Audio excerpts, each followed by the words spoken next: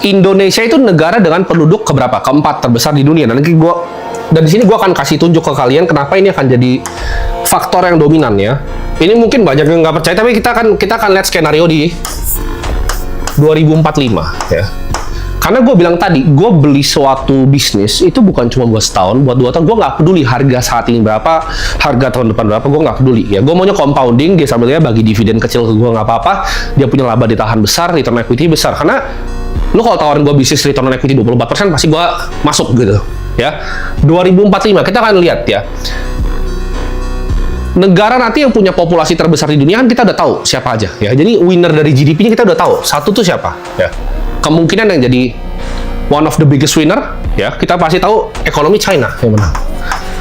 2 itu kemungkinan India. 3 itu US dan 4 itu Indonesia. Nah, kalau sekarang kita ngomong sekarang nomor 5 kan kalau dari kita penduduk Pakistan, tapi Pakistan kayaknya ekonominya nggak sebagus mereka. Nah, dari sini kita bisa lihat gitu loh.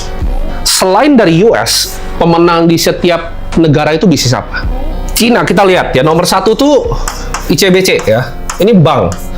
Kita juga lihat Construction Bank of China. Bank of China. Kita lihat ada apa lagi di China. China Agricultural Bank. Ini bank ya. Jadi perusahaan dengan laba bersih tertinggi ini sekarang ya. Ini bank ya. Kalau India kita pasti tahu di sini ada Reliance kan, Reliance punyanya Ambani. Kedua, ada yang tahu State Bank of India ya. Bank of India ini bank. Ini HDFC ya, bisa ketiga. Ya. Jadi bank. Oke.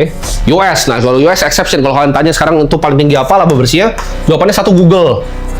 2 itu kalau US Microsoft MSFT ya. Ketiga baru Nvidia. Nah, Indonesia kalian udah tahu ya, kalau Indonesia gampang. Sekarang Mandiri, BRI, BCA. Ya, yang kita udah bahas tadi. Oke,